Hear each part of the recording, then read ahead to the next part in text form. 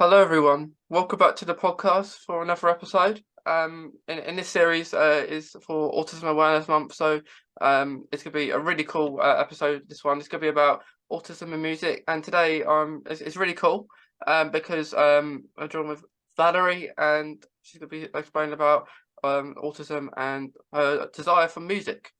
Because before we started, we had a little chat about music, and Valerie said that she was busy doing music all day, so it's going to be really cool to hear about more about that. So Valerie, it's great to have you on the podcast. Thanks, great to be here. Yeah, it's great to have you on there. But, I know you said it's your first time, so I hope you enjoy it. Yeah. Um, yeah. So would you mind doing a little introduction of yourself? Okay, yeah, so my name's Valerie General. You can find me on Instagram at autistic.musician. I put out music. I've been doing music since I was about 13. I found out I was autistic just last year at 30 years old. So Yeah. now I'm kind of just focusing on doing more of my music and kind of like adding the element of like knowing about my autism because it was always there in my music. I think you can tell. But now I actually just know that's what I have and the reason for why I Yeah. feel all the things I do. So Yeah. I think like music as one, it does really help. I think like a lot. Like when you're autistic, maybe like focusing on certain songs or just playing the same song over and over again. So it's good that you've got a diagnosis and you can maybe focus maybe more around maybe autism, maybe do a song about it. I don't know. Really cool. thank you. Yeah. I found that it has helped a lot just knowing about the diagnosis. Um, yeah, it was really difficult for a while there, just kind of not understanding why like I didn't fit in with other people. And then in the music scene too, it was just it's a very social, you have to be really social there. And so that's been kind of difficult. But everybody's pretty nice that I've encountered. So that's been good so far. Yeah. Um, Yeah, like yeah, it must be hard because you've got to kind of I guess if you do it at different places, depending on what you do, is like the interaction with people as well can be hard because not knowing them and them not knowing you, but yeah. as long as you enjoy it, it's good. I do. Yeah, it's very fun. It's always been fun for me. I think, like you were saying too, listening to certain parts of a song over and over and over, that's always something I've done. And then I kind of started trying to like mimic what I would hear in songs. And then I just kind of started like playing my own. Um, and yeah, I think that having autism actually helps me a little bit with my music because something I'm able to do is I can hear something on the radio and then I can like start playing a tune that's similar to that and think, oh, okay, this is like that song. And then I can just kind of like finish the song just by ear. So, Yeah. Yeah, definitely. Like what I do when I hear it's so sometimes I like soundtracks as well, not just like music with people speaking in it.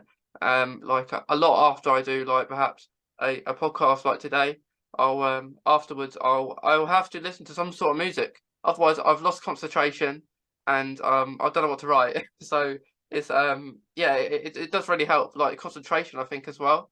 yeah. Maybe if you're writing a song you may listen to a music in the background while you're doing it, so maybe it keeps you occupied on what you may write and stuff. Yeah, definitely. Yeah, music has always been something that helps me just center myself, um, especially with a lot of the emotional dysregulation that I face sometimes. It's if I put on a song and I listen to it, I can just kind of get sucked in. It makes my emotions like a lot easier to handle. I've noticed. Yeah, So that's one really positive thing about music that I yeah, like. definitely, and so sometimes I'll like listen to one for so long, and then I'll find a new one that I like, and then I'll listen to that over and over again. Yeah. And it's a shame that it can't just play automatically, on like or just on a loop. You have to keep pressing the button. You got to start it again. Yeah. But it is really fun. It kind of like it. I guess if you're really stressed, it's a good way to use music because maybe calms you down. Definitely. Yeah, great stress relief. Especially I know that a lot of autistic people, we suffer from like things like addiction, you know. Yeah, I know that in the past I've used alcohol to help me be like you know, um more regulated. And then I mean I use it socially too, but I think that music's like a great alternative to that, to drinking or self-medicating, because it's, I mean, it doesn't exactly do the same thing, but it does help. It helps to, yeah, you know, calm me down and unwind after like a hard day. yeah. Yeah, you've got to really sometimes. Do you is that what you do every day? Is like do new things with music? Is that like the main thing that you do? Yeah, that's usually yeah, it used to be singing. When I was younger, it started off just singing to kind of like emotionally regulate myself. And then I started learning guitar. And so then I would do that. And I think it kind of ties into stimming as well too. The movement of my fingers, I find it soothing when I'm playing guitar. So I think that's another really positive aspect, like Yeah, interconnection between autism and music. So yeah, like the physical aspect of it's regulating as well as like every other part of it. So yeah. Like do you have you performed anywhere with your music at all? Like different songs and that? yeah, I've done like a couple of open mic nights. Uh, just locally. There was this one club I played at a while back that closed down, but that was like pretty much the biggest club I've ever been to. It was like it was called the Fat Cat in Modesto. It used to be like a pretty big thing, but not so much anymore. So now I'm just kind of doing open mic nights around here in San Jose. Um, Yeah, yeah, you must have a lot of like late nights if they are like in nightclubs perhaps like they're quite late. Yeah, yeah. I've been going to school recently, so it's been, and I have two kids now, so it's a lot harder to do my music than it used to be, just because of, you know, time constraints. yeah, But it's still something that I like to do occasionally. I would like to take it further if I, you know, had the opportunity. I'd just have to take care of things like monetarily, you know. I don't really have yeah, the money to be just doing shows all day, all the yeah. time. Yeah, just do it like when you can. Like, Yeah, I guess it's better like that. Like you get more excited, I guess, if you're doing yeah. it every so often rather than all the time. That's true. Yeah, I like. I think anything, if you make it a job, it's gonna kind of be like not so much fun anymore. Yeah. Yeah, yeah, because like you got to go over there. You got to travel a lot of places perhaps if you do. So it's a hard job, but Yeah. like if you do it every so often, you get more kind of prepared, I guess. Yeah. Yeah. That's true. Yeah, because like with music, I think it's great to listen to, um, like if you're traveling, if you're going to maybe a place, um, but do you like ever listen to your own music at all, or do you just write it and then you'll sing it and then like that? Yeah, sometimes I'll listen to it. I mean, it really depends on what mood I'm in. Mm, Because I also struggle with rejection sensitive dysphoria. So if I'm listening to a song and I'm not in a particular good mood about myself and my self-esteem, and I listen to it, it might make me feel like not so great, you know? But if I'm in a good mood and I'm feeling good about myself and I listen to my music, it's something that it's fun to do, something that kind of like yeah. I listen to it just like I'd listen to other songs. So Yeah, yeah, like I only say that because, like, I guess podcasts similar thing. Like sometimes you don't like to listen back to your own voice. yeah, Sometimes, um, which can be quite. I don't know, but I guess because you've done it and you know what it says, and maybe to edit if you want, or like if someone needs to be done like that, but you kind of know what you sound like. yeah.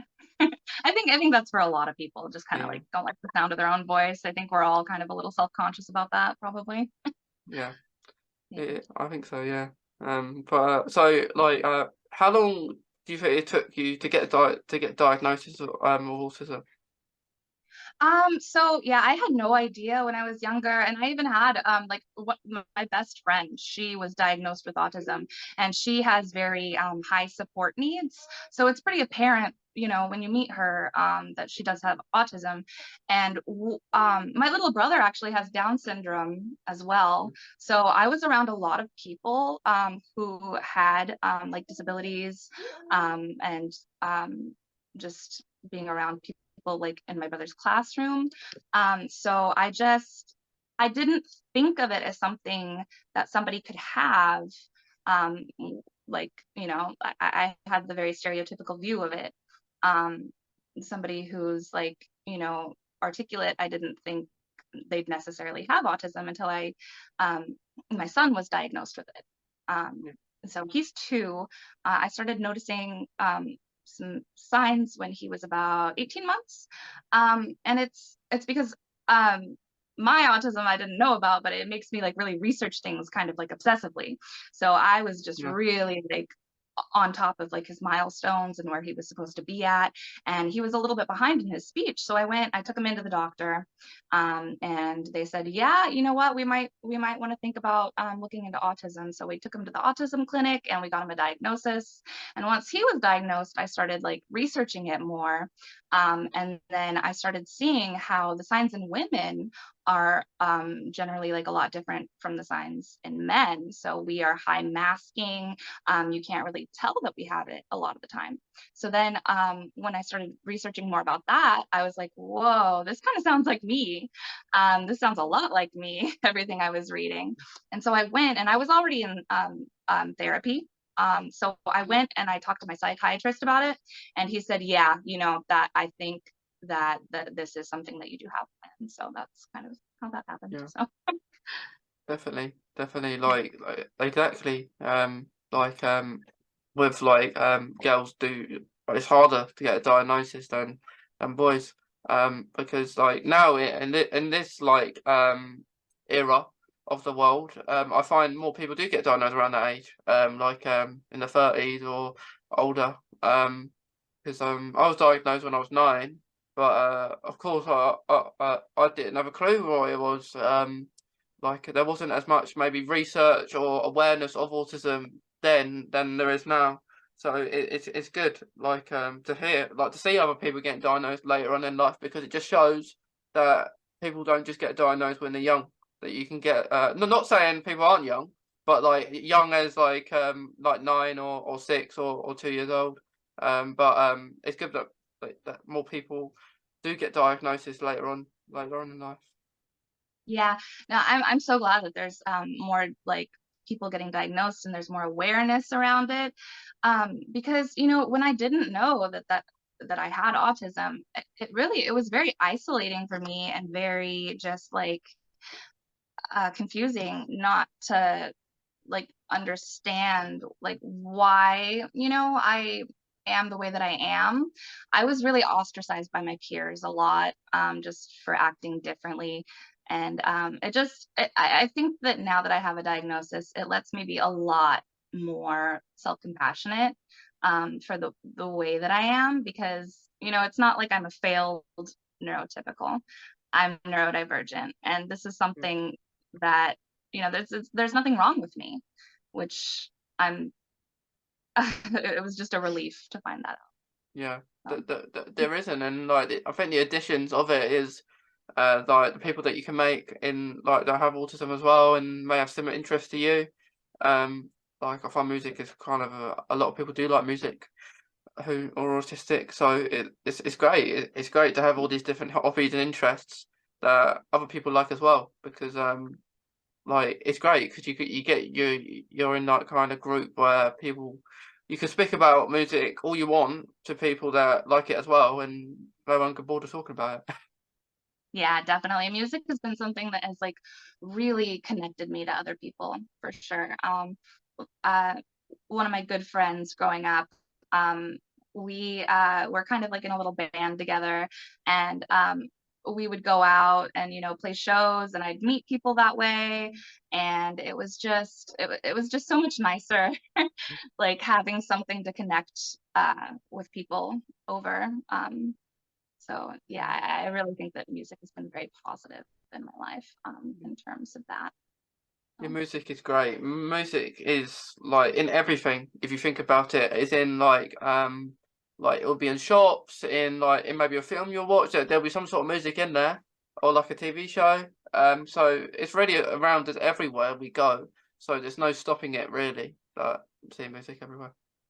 yeah, I love that. I love how like every culture has like their own, music, and it's something that's like very universal in the human experience. Like, what kind of music do you like to do? Like like do you like just general music, or what kind of music are you into? So growing up, I was really into like the singer-songwriter, like Jewel type of stuff. And I find that that's like really the type of music that I'm like I guess most adept at playing. I'm best at kind of like the softer, um, just like acoustic. Uh, yeah, Alanis Morissette and Jewel are like really big inspirations of mine, in terms of that. Um, but a lot of the other music that I like to listen to that I can't really play, it's like a little too hard for me, but it's like metal, Mm, it's a little too hard for me to play because it's just so fast and it crazy. But is, it's yeah. I like to listen to that kind of stuff. Like my favorite band, System of a Down. So, Mhm, and mm, I think that kind of ties a little bit into the autistic sense of like justice too, because they're a band that's like very political, and I was always like, yeah, like I love that. I love like how they're trying to like get a message across, like trying to like change things for the better, yeah, So that's it. yeah. That's it. I tend to the music I like is very different. Like I don't mind any sort of music really, but I could listen to a good soundtrack with a good rhythm like a long time. Like I like I when I watch a show sometimes I identify the music in the background. I was like, oh, I like that music. I'll see what it is, and then I'll just listen to it on non-stop. But like I think it's good when you like certain types of music. Like if you like metal and stuff like that. Um, it's quite cool. So so what like you said? I think you said you play the guitar. Do you play any other instruments as well, or just normally do guitar? I dabble a little bit on the piano. Like when I'm composing music on the computer, like I'll generally start out with the guitar, and then maybe I'll add like a little bit of keyboard in there with like some maybe like synths on top of that. I've been like experimenting with that lately. So yeah, my piano skills definitely aren't as good as my guitar skills, but I'm working at Yeah, learning more. yeah, Anything I can learn, I like to learn. So. definitely. Like to me, that's really complicated. Like seeing a piano, people moving their fingers so fast, and you have to have certain ones in certain positions. Like it just looks really complicated to me. Yeah, no, it definitely takes a while to get it down. But I think once you do get the hang of it, it becomes a lot easier. It's just, I think a lot of people are afraid, especially with guitar, because guitar will hurt your fingers when you Yeah, first start trying to yeah, wrap them around in the certain yeah, positions and holding the fretboard down as hard as you can to get that sound you want. So, yeah. but once you get the hang of it, once your fingers are accustomed to it, it's easier. Yeah, it does look a bit. I got it. I brought a guitar last year. And it wasn't to actually learn. It was that I wanted to do like a video because I do different cosplay different videos sometimes, and I wanted to get a guitar for a certain video, to look like I'm playing it, but obviously I'm not. So and then I'm practicing, and then I'm getting taught how to hold it, and you say you got to hold it like that, and I'm holding it wrong. I'm holding it where I'll be more comfortable, but you actually got to hold it where you're not really that comfortable, and you've got to put it in crooked positions. But yeah, I guess between a piano and a guitar, maybe a piano is a bit more comfortable. Yeah, that's true. But there's definitely some skill that goes into both of them. So Yeah, yeah, they do all different types of music. But it's really cool. You know, when you listen to a soundtrack, you don't really notice that there's any instruments playing. It's almost like it's just a piece of music. Really. yeah, it's crazy how things can just blend together so well. Yeah, yeah, because you Help have going on. you have all these different instruments like playing, and it's really cool. Like so, like I've seen on telly like they have like the whole like maybe for a show, like they have the like kind of all you can see it all playing, and people can go to those kind of events, which is cool because you can see what's actually happening when you can't actually see it when you're watching it. Yeah, yeah, that's nice. Like, I find that when I am trying to learn a piece of music too, it's easier for me to see it Mm. or something like a chord progression. It's just easier to see somebody do it and reproduce it that way for me at least. Yeah, I could get that. Like, so you can get to learn it because if I guess it's really hard if you can't see it and you have to try to do it yourself. Yeah.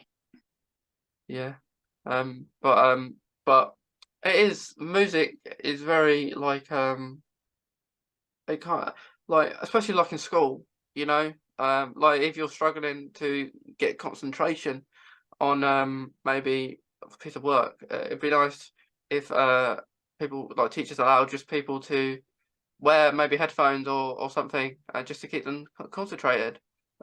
Yeah, I think. I think that would be great if accommodations like that could be made for people who need it, you know. And then well, I think another interesting thing about like the reason why I like music so much is my autism, it like in my sensory processing differences, I have misophonia. So like when people are chewing, like I can't stand that sound. I have to get away from it. Like I Yeah, I yeah, freeze. I'm the same. Yeah, So yeah, so like if somebody's chewing, if I'm humming loud enough, it can kind of like help me to, like shift my focus away from the chewing so that I can like focus on music. So that's always been something that I've yeah. used music for as well. You could say, yeah, you could say making a little music note. Um, but I'm the same. Like I process sound very good. Like I will process, say, like I'm sensitive as well, so I don't like certain sounds. So sometimes, you know, when someone's eating and they make a lot of noise, I will process. I will think. I will analyze what food they're eating. Um, and I think to myself, sometimes a specific piece of food doesn't require that amount of noise. Sometimes, Yeah, like some does. Well, I don't know, I'm sure what, but I know some food will like require noise, but some won't require as much noise. So, for example, if it's a maybe not food, but maybe it's like making a cup of coffee or something like that. Like you know when you stir it around and stuff like that. I don't think that requires the amount of noise that like maybe some people make. Like to yeah, like you know when it might not be a coffee like anything that you rinse around in maybe a cup that makes a really loud noise when obviously the spoon will glance the edge of the cup. But I don't think sometimes I don't think everything requires so much loud noise. yeah. I feel exactly the same way. If somebody's like doing something, making a noise, like if they're eating something, like or like my mother-in-law, she loves to take a sip of Oh something and then make yeah, a noise right after, you yeah. know? Oh yeah. And every time Yeah. she does that, I just cringe. I'm like, "Oh, no, please don't, Yeah. please don't." Yeah, they make that slurping noise. Yeah, I'm like, "You don't have to do that, Yeah, right?" yeah, yeah. That is very like an old way of things, isn't it? Like that kind of drinking because like I just think like the noise doesn't need to be made. Like you could just drink it nice and Yeah, quiet. exactly. It's like, you don't need to do that. Let's just, like, Yeah, not do that, please. yeah, yeah. It's just crazy.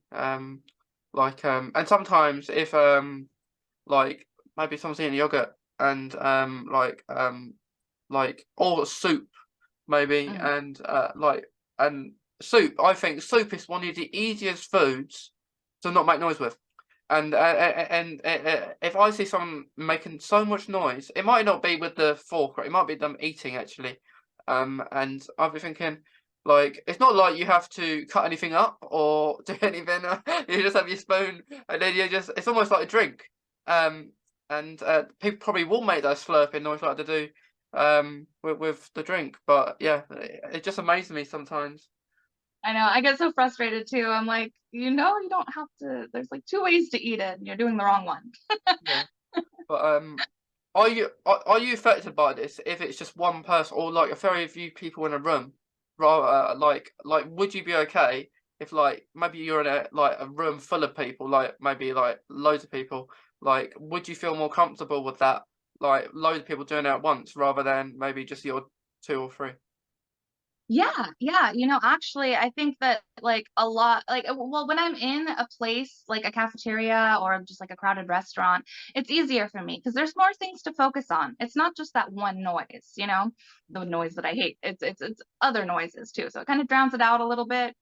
But if it's somebody particularly loudly eating, even if we're in a loud place, it's still kind of hard for me to deal with. And then it's it's it's harder when I'm in like a very quiet room and then there's just one person making that noise.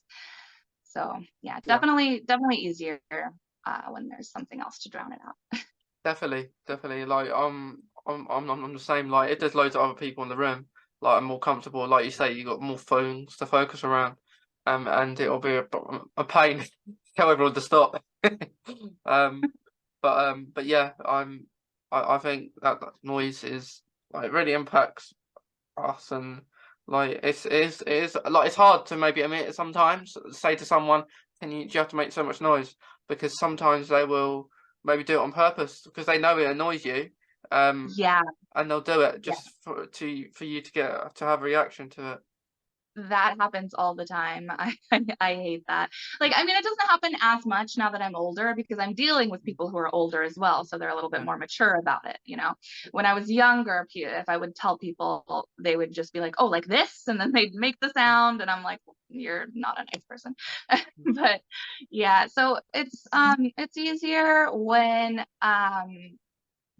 the people are more receptive. Um, when I try and tell them about it, because it hurts people's feelings, you know, like, hey, you're a loud eater, you know, they're yeah, like, no, yeah, I'm not, yeah, yeah.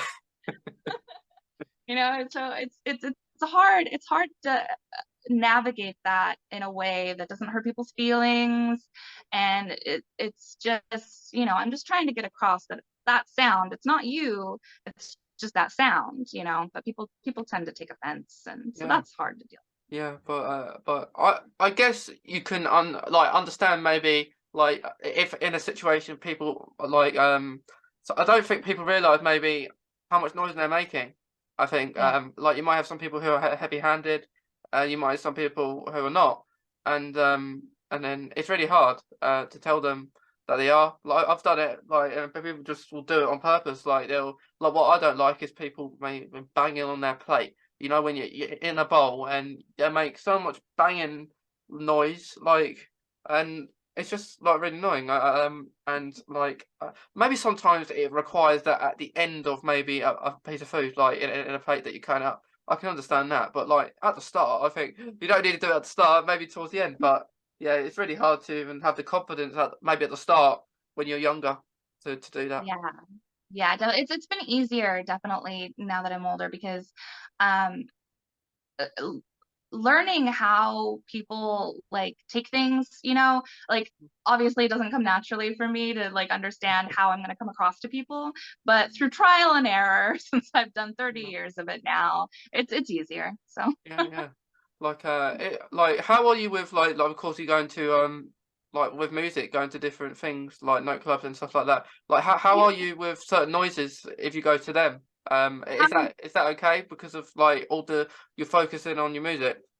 yeah, yeah. So music or any loud sounds, really, anything. It can be as loud as it can be, and it doesn't bother me. It's just the particular sound of chewing is the sound that triggers me. So any other loud noise is fine for me. Okay. Um, I can be in a club, it can be super loud and I'm fine. Yeah, it's softer noises actually that I struggle with. So like with you, with the clanking of the plates, if I'm really tired, especially, that gets on my nerves like really Mm. bad. But yeah, mostly the chewing. That's the main one for me that Yeah. just it Does, gets does, under my skin. does it bother you if people, if you're maybe eating and people just like they do the chewing, but they don't really shut their mouths. They just keep it open. And they don't really shut it. They just so you can see them eating their food. Yeah, I hate that. It's like it used to be a purely like audiological thing for me, just the hearing aspect. But as I've grown older and heard it more, and just like I hate it more now because I just have been subjected to it so many times. And then I found that it's not just the sound now. I can see people eating and I'm like, yeah, I don't like that. I don't want to look at you eating. But a weird thing too is I have to look at them. Like Yeah. people will be eating around me and they'll look at me and I'm giving them a death stare. And I don't understand that I'm doing it. Like I don't realize, but it's just I'm so focused on that noise and I hate it so much. I'll be staring at them and they're like, oh God, they don't know what they're doing because they don't know that I have misophonia. They don't even know what misophonia is, but Yeah. people will look at me and I'll be just staring at them and they're like, what am I doing wrong? Yeah, it's so annoying, some of these noises. Like what how are you with like certain maybe beeping noises and stuff like that, like alarms and stuff like that? Do you find those kind of noises like annoying or irritating? Yeah, like my fan sometimes. Like if my fan has a steady rhythm, it's okay. But if it starts getting a little shaky and it's making like an unsteady rhythm, I don't like that for some reason. I don't Yeah. know. Something about it not being like on beat and being just like not steady, it irks me. And these Mm. things, especially if I'm tired, it gets on my nerves a lot more. So if I'm hungry or tired, not taking care of myself physiologically, it just impacts me a lot more than it would if I was, Yeah. rested. Yeah. Like yeah, that's pretty understandable because it is like certain noises can be really irritating, like especially when you're tired, like you don't want to hear anything. You just want to go into dreamland. Don't Yeah. you? But yeah, it is like did you know like but before but before you was diagnosed did you kind of like gather like because of your son of course like having autism when he was younger like did you kind of gather like maybe from that you might have been autistic like maybe like like when you was younger. Yeah, so I mean, I definitely knew that my misophonia was not normal. And I like my parents would always like get upset with me for it and like my peers and stuff. And so when I was like around 16, I think I was just looking it up because I was like, what is this? Like it's not, I know this is not normal. I know this has to be like something. So I like, does anybody else have this? So I looked it up and then I saw like misophonia and I was like, oh, okay, yeah, this is me. I definitely have this. And so then I started looking more into it and it's like it just didn't it wasn't the whole picture. It wasn't everything because that could explain like why I didn't like to hear people chewing, but it didn't explain why I can't stand to feel certain textures on my skin, Like Yeah, I don't like there's certain clothes I just cannot wear because yeah, the yeah, texture just freaks me out so much. So that was like I was like, this isn't like there's something more going on. So I didn't know what it was until my son was diagnosed. And then I started reading more into it because, like, I knew it was something. I just didn't know what it was and I couldn't figure it out. I kept looking it up, but everything that I would read about with autism, because it did come up, but nobody was like saying like, hey, this is what autism actually can look like. yeah, So again, it just went back to me being like thinking of it as like my friend from childhood who had like the higher support needs and being like, okay, so like I'm not like her, so I can't have autism. But then yeah, when the understanding came and I like saw more people who were actually autistic, I was like, oh, okay, yeah, no, that's it, that's what it is. definitely, So definitely. I think it's there's so much more knowledge now than 20 years ago, um, in the 90s. But yeah, it's so good. Like people more are getting more diagnosed now because I think like in school, like and I think there's needs to be more kind of people. Autism could even be a lesson, really, because there's so much about just autism. Like there's so many things you could talk about. Like we're talking about one aspect of autism today, like maybe a couple, like within sound and music, but I'm sorry. there's so much out there. I think you cut out a little bit, but Yeah. yeah. Yeah, I was just saying that there's so much like out there like now than there was like long ago. Definitely, yeah. No, I'm so glad that there's so much more awareness because, if there wasn't, I would still be thinking like, I don't know, I'm just different and I don't know why and I have no answers. And now that I do have these answers, it's great because I've found like a whole sense of community, online and just putting myself out there more, making more connections with people who have like gone through the experiences that I have had. It's been great. It's really just like been amazing to just understand more about myself and why I Yeah. am the way I am. Yeah, I think that's the best thing about it, isn't it? Like you just understand more about yourself, and you kind of get like maybe why you do these things, Yeah. and stuff like that. It's really good, like because like we said about maybe being like more kind of focused on a certain thing, and we know why now. Yeah, yeah, for sure. Yeah, yeah, because like you sometimes wonder like because when I was at school, I struggled to find people that liked what I liked. And they no one liked what I liked. And it was very annoying. And then probably the last few years I found more people that like what I like, and like hobbies and interests. And I think it's really good because I just find a lot of autistic people like like the same thing, and it's okay to like other things, but you get more in your zone, I guess, if you make friends with people that like Yeah, what you like.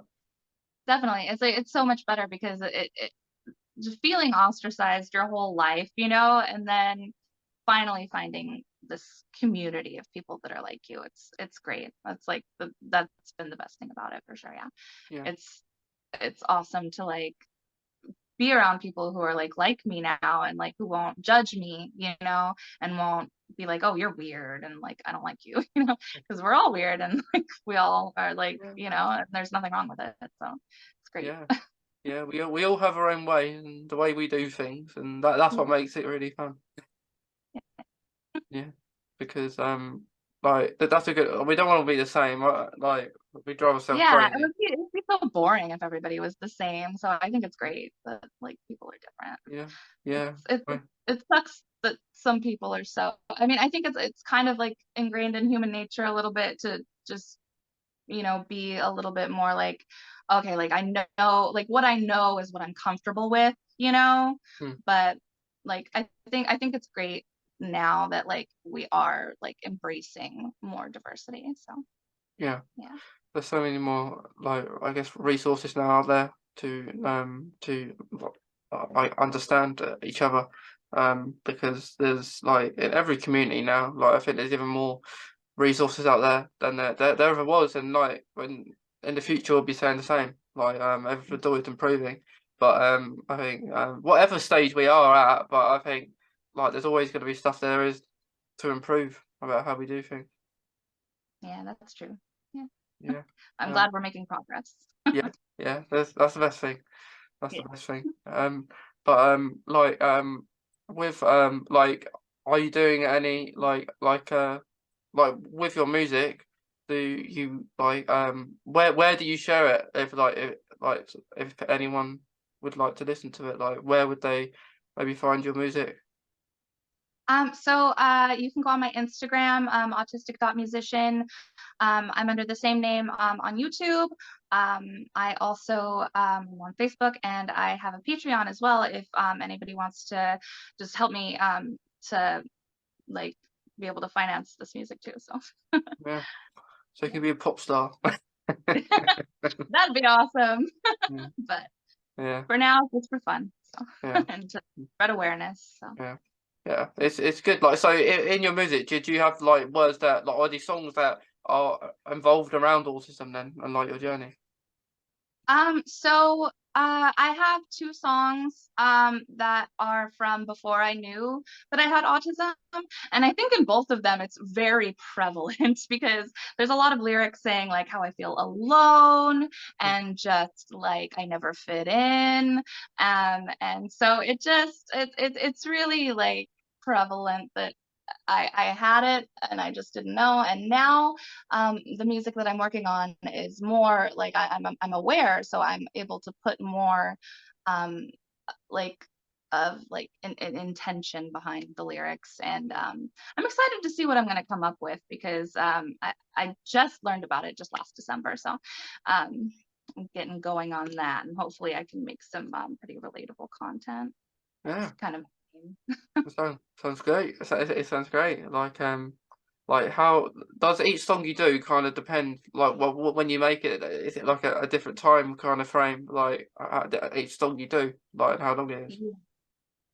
So like my songs usually are around like 2 minutes in length. And then when I sit down to write a song, it's like it's usually when I'm feeling something pretty intense. Because that's like a great way for me to get those emotions out. So whenever whatever feeling I'm feeling, that'll be like what the song's about. I just kind of Yeah, like let it out through my yeah. music. What you feeling like in the moment, and just write it down. Yeah. Yeah. That makes it easier so you don't forget, I Yeah. think. Yeah. Because we forget sometimes we can it's so annoying when you forget because you have it in your mind and then you just it's almost like it's just wiped and it's gone. Yeah.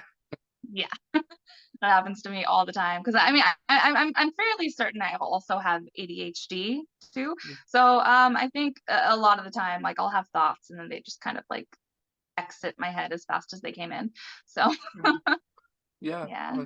I see quite a lot of like autistics like do tend to have someone else with autism. Like whatever it is, like I have Crohn's, which is completely different to autism, but I know a few people that have it. Like you find that other people may have certain things, like it may be like a chronic wise or just something completely different. But it is which is it's cool. It's cool. So you don't feel alone with the autism. You have someone else. Yeah. It's Yeah, not lonely. yeah. Not Got a lonely friend. anymore. Yeah, it's got a little friend. Um, but yeah, like I think especially in school, like having a classmate to have ADHD, I can see like the stigma around it, like with people maybe saying that people like if they have a temper, that's because of ADHD or stuff like that, which it's not always the case. It maybe the teacher not like really gathering what's happening. And yeah, Yeah. there's always a You know, stigma. I think a lot of the time our frustrations are just from our needs not being met, our differences in sensory processing, because neurotypicals they don't understand, so they just, I mean, they can't see what's going on, why we like are, maybe having a meltdown in the moment. So what I'd really like to see is a lot more like teachers who are neurodiverse and medical staff as well, because I think that would help the neurodivergent community a lot, Definitely. or at least just more understanding among neurotypicals about our sensory processing differences. Yeah, yeah, I definitely agree because it makes stuff really easy. Especially like in hospitals, like just things like that are helpful for people, for autistic people, so they can say things correctly. And I'll speak to someone who is wants to work in that kind of field, and like saying how you can like it'd be good for like medical professionals and stuff like that, just to like have a little assessment because like a lot of places you go now you have to fill in these forms before you get seen, and sometimes these forms take ages, and it'll be so much easier perhaps if they were online rather, because you could get it done before you're there. and then you're all Yeah. good. You're all good to go in, rather than say you're new to a place, and in your mind you would think you're gonna have to sign something, and then if you sign it before, no stress when you're there. Mhm. Exactly. Yeah. I think that would take a lot of the social anxiety out of it too. Just having things prepared beforehand.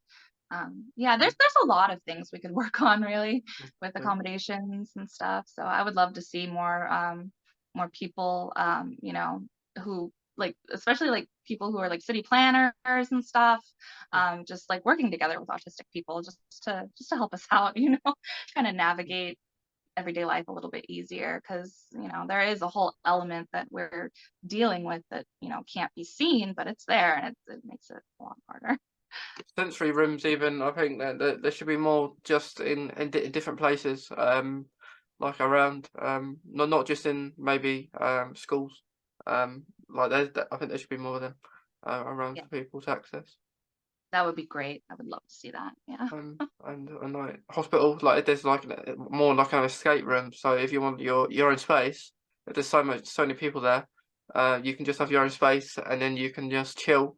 So you get called, and then you can go. Yeah, that would be great. Yeah. Yeah, Another thing, like airlines too. Traveling is something that's pretty hard for me. So I know it's not really like something that I can like expect to see happening, but it would be great if it could, if we could get more spaces like in airports or on the airplane. It's just yeah. like a space where we can. That would be nice because it is very busy, like at the airport, and like maybe fearful that so sometimes like with bags, and you have to be really quick sometimes with the plane if you've put all your luggage into the boot of the plane, because it's hard to sometimes notice what all the cases go out at once, don't they? So it can be really stressful Yeah, when traveling. So yeah, I think there's definitely things that needs to be done there. for sure. Um, Yeah. and I think especially when maybe there's autistic people out there, or just people that like maybe the first time, and maybe that needs to be maybe for people there to be explained a little bit better. Because for example, if you're getting looked at, um, like if there people are like, as you go through, they will check your pockets and everything like that. Some people might get the wrong impression. Sometimes because they just do it, don't they? They don't really explain. I was like that on my first time on holiday when I went to Scotland in a couple of years ago, and I was saying, "Well, what's going on here? Well, why are you doing that?" And then I knew afterwards, but yeah, I think things like that just be maybe explained a little bit better. Yeah, definitely. Yeah, I didn't think of that either. Like some people might not be expecting, yeah, like getting touched at the airport or things like that. Yeah. Yeah, because yeah, it's hard, like things that you're not expected, um Yeah. like there's all sort of different things I think that does need to be improved, but I think like we said, we come a long way since like maybe 10 years ago to 20, 30. So we're always doing better, but there's always with anything there's gonna be stuff we can improve, not just autism. Yeah, definitely. Yeah. Yeah. Still It's, a long way to go. it's like anything like music, for example. There's always improvements of everyone who does music. Like you could do like something. You say I could do it a little bit better next time, and just like improvements all the time with certain things we do. Yeah. Yeah, that's true. Like when I listen to the songs that I have, like I'll always like hear little spaces where I'm like, oh, okay, that can be improved. That can be improved. Yeah, Yeah. yeah. A lot of things can be improved, but sometimes I think maybe the professionals who are in charge of these certain things that they are in charge to make these improvements sometimes are a bit lazy and they don't want to hear it. So I think more autistic people who are doing like raising awareness kind of makes them do stuff like that so they can actually can get heard. Yeah, for sure. I love that. I love that like we're like being more vocal and our voices are being heard more, because I mean like back I just posted something recently on my Instagram. It's kind of like about the history of like the understanding of autism, and just not too long ago people would be in these horrible like asylums, and it's Yeah, now people are like staying with their families more often than being just shipped off to an asylum, which is so horrible to think of Mm. just a few decades ago. That is horrible. Yeah. Yeah. It is like people can be treated really horrible, like, can't Yeah. they? And yeah, it's good to address it though. So Yeah. like, saying how things were and then how they are now.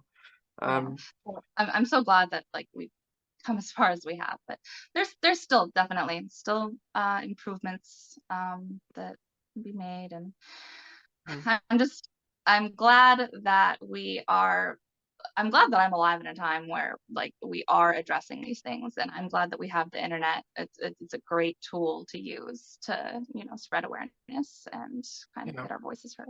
So yeah, it's great. It's great to hear like everyone's stories.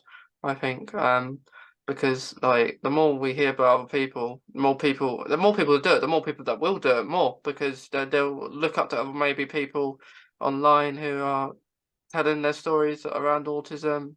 And I think more or less you tell your like what you're doing and like what you're doing in your life because that's what it really is. Like when you're autistic and stuff, you're just sharing your life experiences and what you can do because I think the more stuff we try, the more stuff we'll be confident about to do.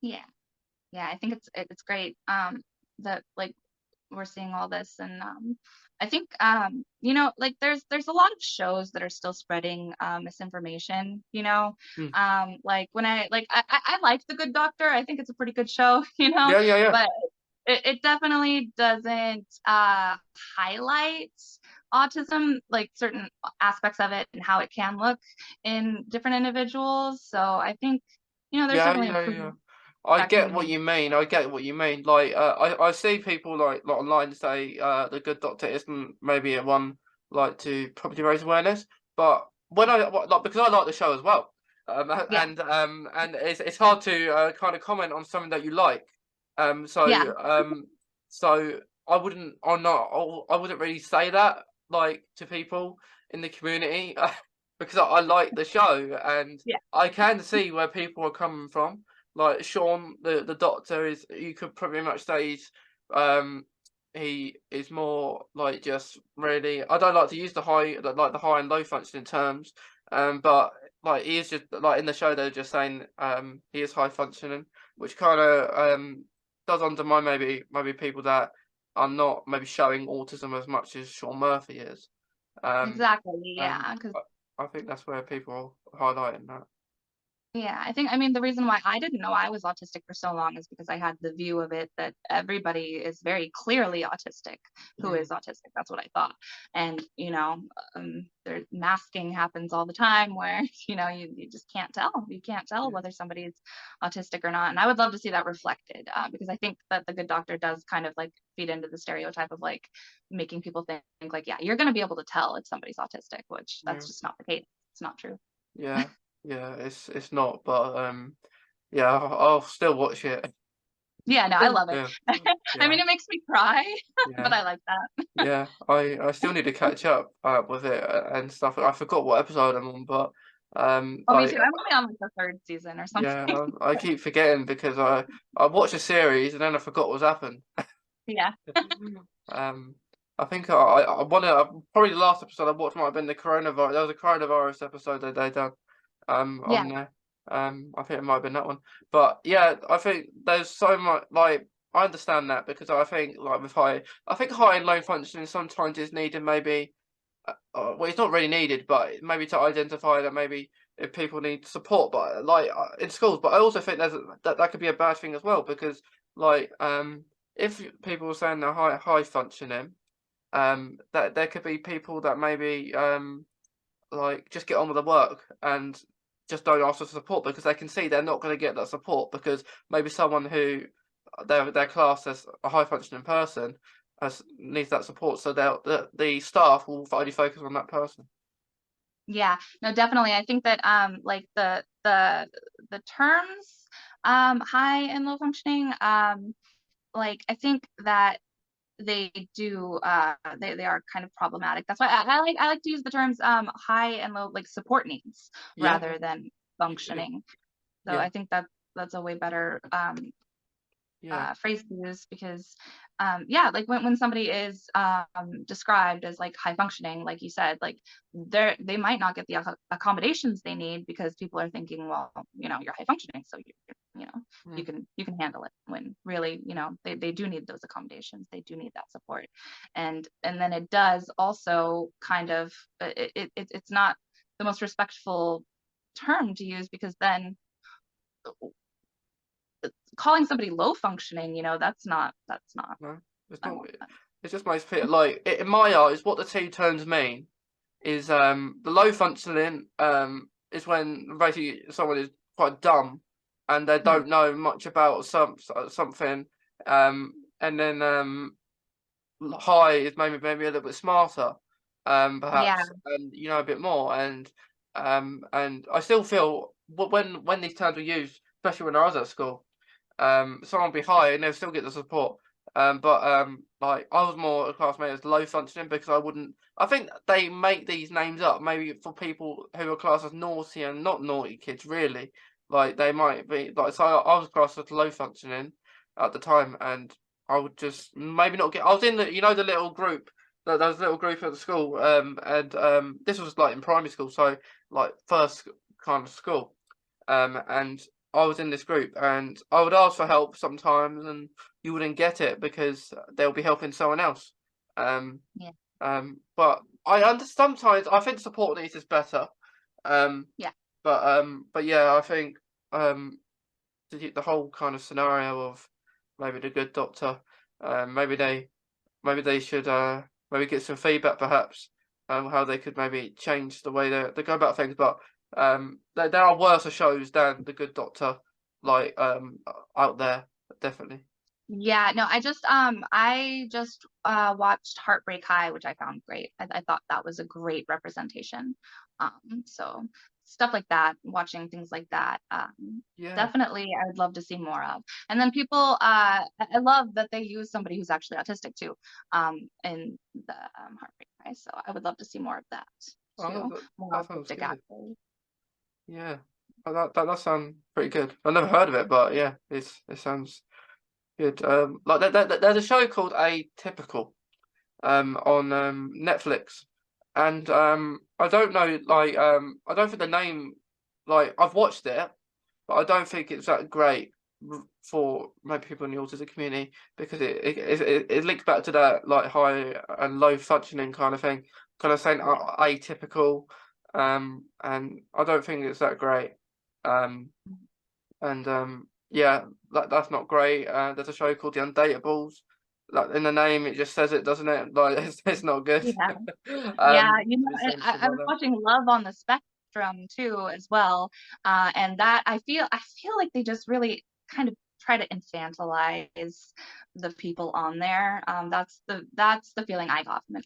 I like that show too, actually, because I mean it makes you root for the people, you want to see them like find love, and I like that we are showing people who, like in a favorable light, where we're not saying like, like it's a bad thing, like we're showing some people's lives, but I think there's more experience that needs to be shown on that show.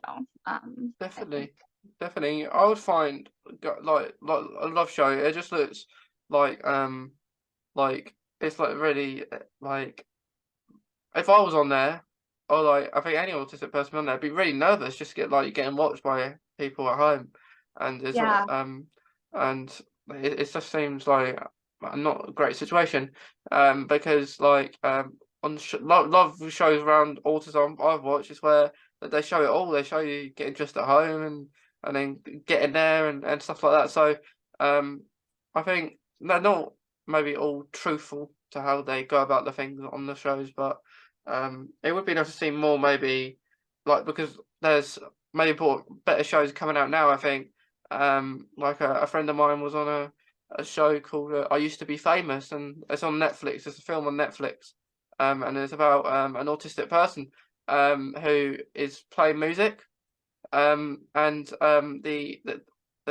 there's this person from a band that they split up but wants to get back into music and gets this autistic person who It's very kind of just really knows like in the world of music, really. So that's really good for like music and autism. Oh That yeah, kind of that sounds awesome. I would love to watch yeah, that actually because that, yeah, it relates a lot to me. So yeah. Like I used to be famous. It's a really good film. Like my friend is like a briefly in it, but it's great. Like I watched it, and when I watched it, I thought it's one of the best things, probably films of like to represent autism, because I think all most of that cast, except for maybe the main guy, who's been in Deadpool and other stuff like that, like the rest of them are autistic and they're all on the spectrum. So it's great to see. Like I like to see awesome. when people do things that they're actually autistic and they don't have an actor acting them to be autistic. Yeah. Yeah, I love it when there's like actually an autistic person playing the autistic character because Yeah, we're really the only ones who are gonna like know how it is to be autistic because we're the only yeah, ones who are. So I think it's yeah. I think it's better for representation, and then it's also better just I think it's more authentic. It is, and it's really great to see it, and like I'm unaware. So sometimes when I watch someone as autism, unless I read before that they are autistic, I'm not gonna know. But like you're not gonna know like if like Sean Murphy is actually autistic in real life. I'm unsure if he is or not, but like it's really interesting just to see if they are or they're not. Yeah, I love it. I love it when I find out that they are because I'm like, yeah, Yeah, representation. yeah. Yeah, like it's great. It's really good to just see that around like more now. But the Yeah, more I think we get, it's good. yeah, I think for younger autistic people too, or people who are just getting a diagnosis, it's really important to see people in media who are like you. So I think that's great that we're having more of that. Yeah, it definitely is, and you can relate to certain things. I think of just watching shows on telly, perhaps that you can relate to. Maybe they might not be an autistic character or anything. That you just might relate. It might not even be about autism, like the show. You could just relate maybe certain things they do or certain things are said in it, and you could just relate to it. Yeah. I think, which is I think especially for autistic people, because it's so hard for us to relate to people. yeah, I think definitely, it's very important for us to have representation like that. yeah, So definitely, definitely. But since you're doing really good with your music and like raising awareness for autism with it all, so keep up the good work. thank you. Definitely. And Um, you too. I love your podcast. So thank you. thanks for having me on. Thank you. I'm glad to have you on. But before we go, because I always like to end it on like if you have want to say anything else, or do you have any advice perhaps, or maybe other people like have autism or just love music? Yeah, I would say my advice would be just try not to care what other people think. Just do what you like. If you like doing music, or whatever you like to do, just do it, as long as it's not hurting anybody. And if people don't understand that, then that's their business. That's their problem. Yeah, they know where to go. Yeah. Yeah, but yeah, thank you, Valerie. It's been really good speaking to you. And yeah, I'm glad you've enjoyed coming on the podcast. Yeah. Thank you so much. It's been great. Thank you. And thank you to everyone else who's watching, listening today, and we'll see you in the next episode. But thank you, everyone.